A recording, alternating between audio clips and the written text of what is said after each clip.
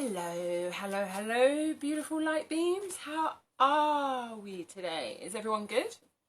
Is everyone well? Let's hold tight for a bit. I'm gonna let some people get on.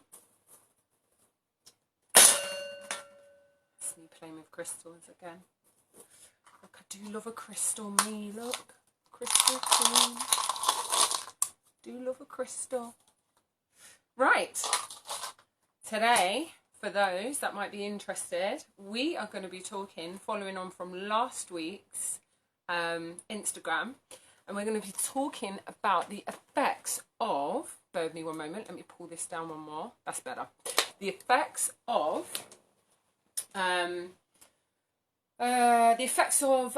reality TV and also soap operas in the media on the mind. Because if you got to watch last week, you would have seen that it was about channeling and the meanings behind it within both TV and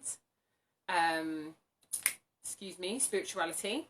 And I am just going to invite our guest on now. Hello everybody, I hope you're all well. Good to see you all. Let's have a little look and see who I have got. Here we go.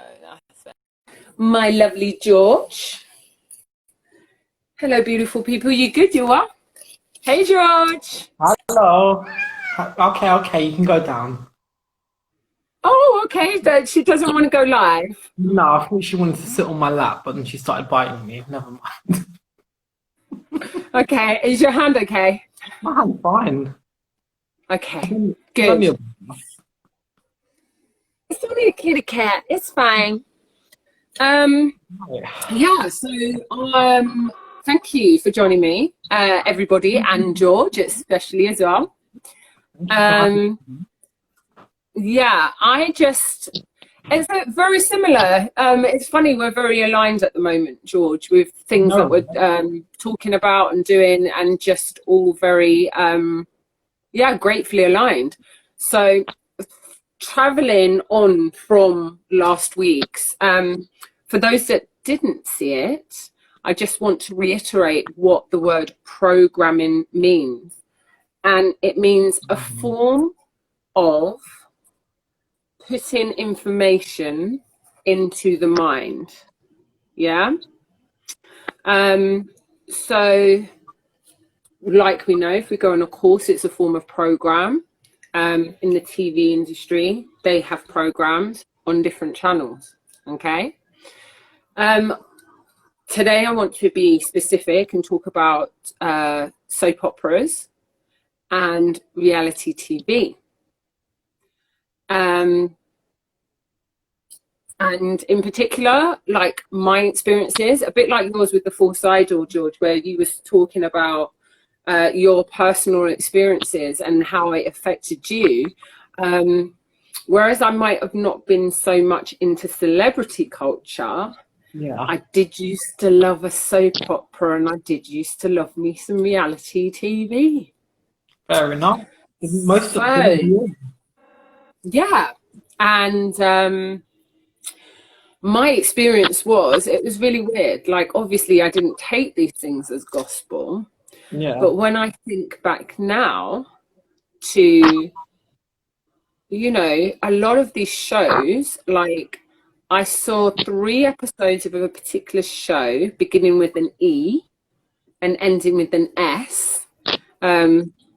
Say East to start with, that's a bit of a clue. Oh, right.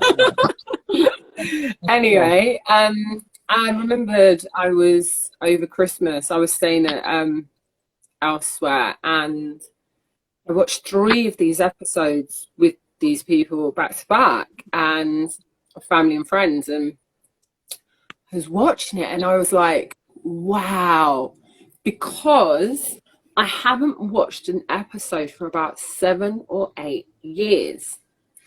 And the thing that screamed out to me was like, everybody was a victim. Somebody else was always getting the blame. Again, always cheating. Normally someone's out to get someone and to kill someone. and then your general chit chat and gossiping about everything else and everyone else in between. But the victim mentality inside these programs, especially the soap operas, because I hadn't seen it for so long, I was just like, is no one taking accountability or responsibility for their actions here? Like, is no one actually like, I was literally, George? It's mad, And isn't it? They do. yeah, and I remember like when I used to sit and watch that particular show with my ex, I remember especially when it was the cheating stuff. Right. Yeah. I remember I used to be like, don't ever let me catch you doing something like that, you know? Like, but do you know what? These scenes are so ridiculous. It actually, on Yeah. my mind, strong. But it then gave me that thought to then be saying that to someone who was completely trustworthy. I know what you mean. It kind of like puts thoughts into your head that you might not necessarily have had before. Um, and I think what it is you're tapping into energy that isn't yours, basically. Um, 100%. and you're basically taking on energy that's not yours, and you're absorbing all that drama that they're putting out. And it's like, and sometimes you just feel icky after watching it, don't you? Like, literally, I was like, because when you see this and then you see what's going on with certain people in the outside world, you do notice that a lot of people are. It's almost like people are aspiring to cheat. People are inspiring to be victims, like because Right. they want to create their own soap opera in their own world, you Exactly. know? It's an addiction to drama, and Yeah. we're being fed all these addictions to drama. Oh, having drama in your life means there's always something to talk about. It means there's always something going on. When really we should be striving for absolute peace and serenity.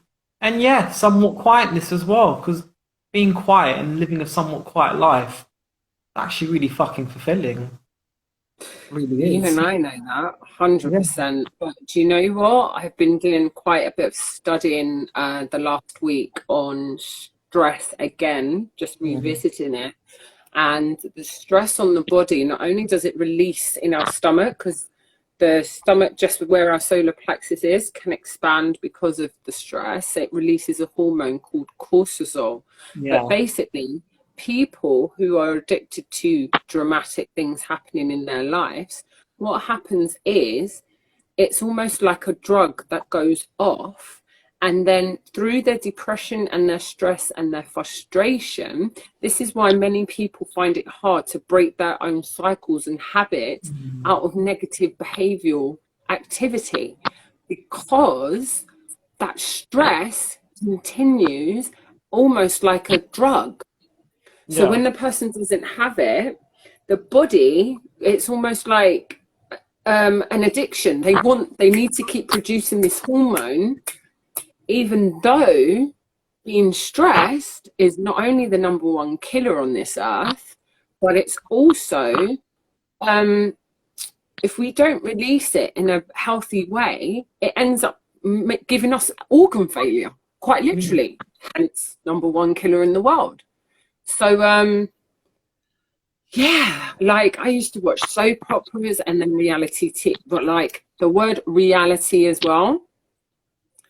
When you actually think about it, there's nothing real in reality TV, but yet they call it reality Not, TV. not And real. everybody watches it and they want to emulate it. They want to emulate the lifestyle.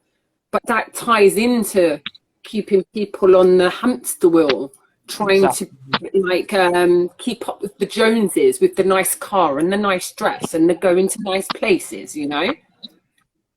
I mean, there's a whole show about that, keeping up with the KKK lady. Ah! Oh my god! Oh my god! Oh my god! Exactly. I've literally watched maybe about think 4 or 5 episodes ever, and that was back when I was into reality mode. Like for me, I used to love Love Island just because I like looking at naked buds, quite frankly. Who doesn't like looking at nice naked buds? But and in a sunny atmosphere as well, because you know I'm a sucker for the sun. But yeah, like if you actually think about these shows, it's very clever, the mind programming behind it, because you have now people in today's actual society, because they're watching and feeding into this, they've now created their lives not only like a soap opera, but then also they're trying to ascertain with this reality TV, like it's almost become like a religion. It's like its own little religion and culture when you think about it. It's its own little cult. No, you're right, definitely. And like the comment here from nhi.le1, they are scripted, 100%. 100%. Nee. No. Nee, exactly. There is nothing real, because I've had a few friends that have been featured and they came back and they were like, it's scripted all the way through. Like they say, oh, they'll put something on for your entertainment, but they're not. But unfortunately, there are some people that don't actually believe that, you know, like they actually think it's real. And that's the most dangerous thing. And I think other good examples of that are all the reality TV talent show contests as well. The big ones like X Factor, stuff like that. Like, yes, on one hand, there is a reality element to it. Like, they are genuinely plucking out some really obscure people who just want a shot at, you know, becoming a celebrity, but not a celebrity, an artist based on their talent. But also you can see there's a lot of the contestants that are chosen based on not their talent, but you know, the entertainment factor and the entertainment value, and their storylines, you know, are scripted and are very much put there to kind of like counteract what else is going on. Instead of giving the focus on real talented artists, it's more about keeping a narrative up for, you know, the 13 weeks or however many weeks it's on there on TV, and giving everything a storyline, rather than just letting people compete who are talented without any, you know, narrative to it, and just letting the talent speak for itself. But that would be too boring for most people, though, wouldn't it? Unfortunately. But to be honest, if we stripped it back to the beginning, and that's these are very good points that you've made there, George, so thank you. But if we stripped it back to the beginning and people didn't know better, they would find that entertaining. But the thing is, they've just, along with like they've just pushed things so far. And another thing that I never got about these reality shows, like it just showed how worthless people thought that they were, that they were looking for like validation from these 4 people, like those people were gods. Yes, we're all gods and goddesses out here, thank you very much, but we're also all human beings having a being human experience. So they're like, oh yeah, like you said my voice was good, thank you, you know. And it's just like you should be validating yourself before having to get on any show for anybody else to validate you, you know. And this is where people have got lost in the world. They are always seeking some form of validation through like others, you know.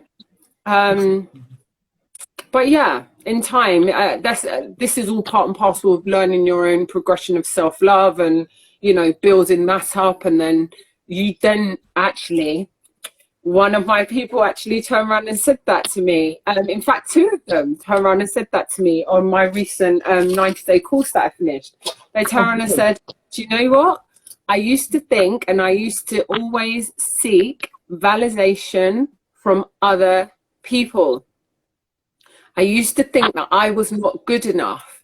And now, because I've been doing the work on myself and through my own self-love, I now know nobody else's opinion matters, only mine. So, Well done to them. And well done yeah, to you for helping them. thank you. And well done to them for doing the work, Okay. even more so, you know. But it just goes to show, you know, folks, be mindful of what you're watching. And when you're watching it, just step back instead of just getting into it and being like, oh, he said this and she said that and duh, duh, duh. Step back and look for these cast members that I've mentioned. The victim, yeah? The cheat, you know, like all of these have been implemented properly to infiltrate people's mind in a form of their programming. And what is it? It's nothing productive in your life if you're going back and repeating that. It's only been destructive. So it's just something for everyone to be a bit more mindful of when they are watching this and the he says, she says, and it causes gossip and it causes, you know, mistrust. You know, no one trusts anyone. It's because nobody trusts themselves. And they get into such ridiculous arguments with each other over like he said, she said, and it's like, oh, well, what you said to Kathy the other day, behind my back, that really hurt my feelings. And I'm just like, why didn't you come and tell me in the first place and confront me with how you really felt? And she probably said something like, oh, I didn't really like the way she made her Caesar salad. You know, something so dumb like Yeah. that. And they're just like, well, I just don't know if I can trust her anymore. Like, like it's gonna take a while for us to rebuild our relationship again. And it's like, get a fucking life, hon. Get a fucking life. It's ridiculous. I could have agreed or said that even better myself, quite literally. George, I'm so sorry, you was made for this shit. I love it. I love it. So, yeah, and that is exactly it. When you listen to the words properly of what they're saying as well, and what they're talking about, it's so all dumb. a load of BS. It's dull as dishwater, as dirty dishwater, not even clean dishwater, because at least clean dishwater's got bubbles in it. Do you know what I mean? So yeah, sorry, that really tickled me, your little script there. So thank you for that, George. I appreciate it. So yeah, I just came on, folks, just to tail on off of the back of that and say, like, be mindful of what you're watching, because this goes into our programming, you know. And then we might find ourselves reacting and behaving the same way, similar manners, you know, not even realizing it. Because I remember when they turn around, they used to say to me when I was younger, you know, I think we had a thing called the Merry White House Crew, and they were like, the music's programming people, what you watch is telling you what to do, you know, don't listen. And I remember, and I was thinking, what are they talking about? Like, I've got power over my own mind. Luckily, I was pretty much strong of mind, but however, there's a lot of people that are not, because they're actually carrying on like their house, literally, their home and their life is a soap opera. And but that links into, they've got into such a traumatic and natural, continuous traumatic state of wanting to keep in releasing this stress in their bodies. Yeah. You know, it's going to end up making them sick and ill. So my advice, folks, is like, again, tap out, tap in, because if you keep repeating this he said, she said rubbish, it's just going to make you ill and fast. And the So, thing is, with a lot of stuff like that, it's not just obviously the TV programs, soap operas and reality TV that are putting people in that state. It's obviously their personal lives and how they're dealing with it, and family dynamics as well. Then obviously when you see stuff like that, on the media, it just amplifies it even more for, let's say, people who are already going through quite dramatic situations, and that's how they know how to react to it. And that's kind of like validating for them in a way, like, oh, well, if that's how they're acting, clearly I've been acting the right way this whole time, sort of thing. And they're just going to carry on with it because they've got no other example. Not that we should necessarily need examples from the media, which is something I touched on last week about you don't need validation from the media to validate who you are. You need to do that for yourself, or at least come to some sort of understanding by connecting to other real human beings in real life who are on the same wavelength as you.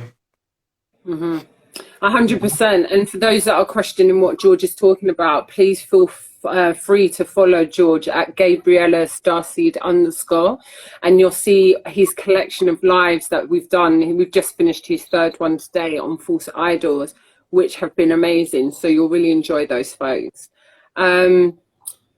Yeah, I think that's it from me. If anybody's got any questions, please pop them down. If not, feel free to DM either myself or George. Again, be mindful, be observant, slow yourself down. Every time, folks, we slow things down, we can see so much more clearly. We just see everything. Like, pull yourself out of the situation and look at it like, okay, what's actually really going on here? Yeah. And I don't just mean with the TV, just with life in general, all your interactions. Because the TV is different. The TV is a program that is programming you to behave in a certain manner.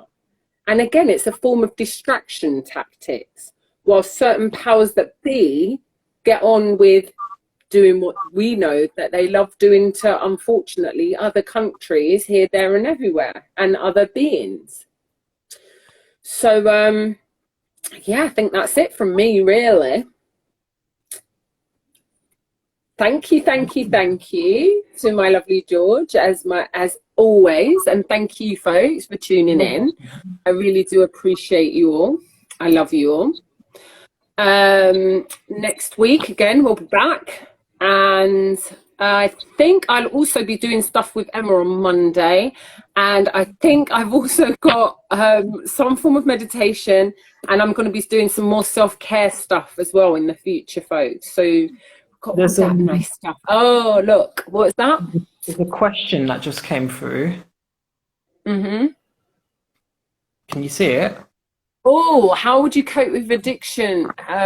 Addiction with TV?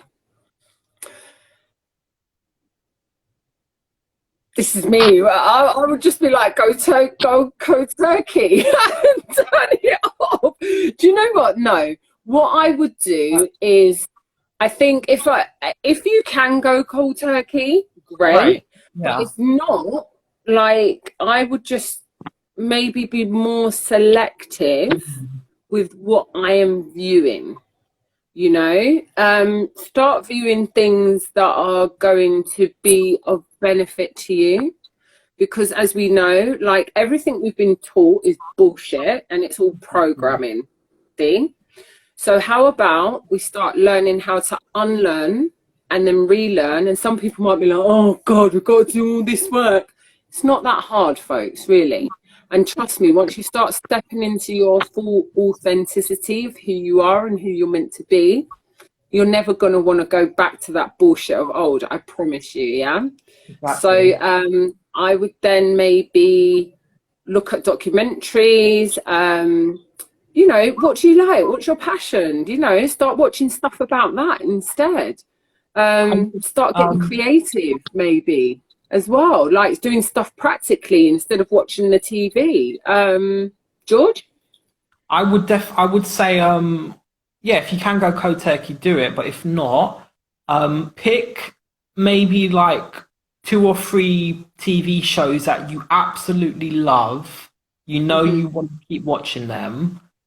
Watch them. Make it like a nice little ritual for yourself every week to watch them. And then everything else that is normally background TV, because let's face it, we do watch a lot of background TV and we're not really focused on what's going on, and we're not even really into what it is, don't watch that. Turn it off, and only watch the TV shows that you actually like. You're really, really into like. And when you actually get down to picking the ones, you'll know which ones you really like because they're the ones that you've never missed an episode of, for Yeah. example. Do you know what, George? Back in the day, I literally was like, I used to watch EastEnders. I used to watch Corrie. I used to watch Hollyoaks. I used to watch Right. all the reality. Like Big Brother came out, boom! I was never missing Big Brother. I was never missing Love Island. Emmerdale wasn't really a keen fan on. But yeah, I was that person that was. I was like, you know. And the thing is, you go away and you come back even a month later, and nothing's changed. Like nothing's moved on, nothing's changed, and you're just like, and they're still in this loop of arguments and shouting. There was lots of shouting in EastEnders when I saw it at Christmas. And sick and twisted storylines that it's just like, oh, I don't even want to get into the vibration of what they're trying to put out there. It's like really twisted. Yeah.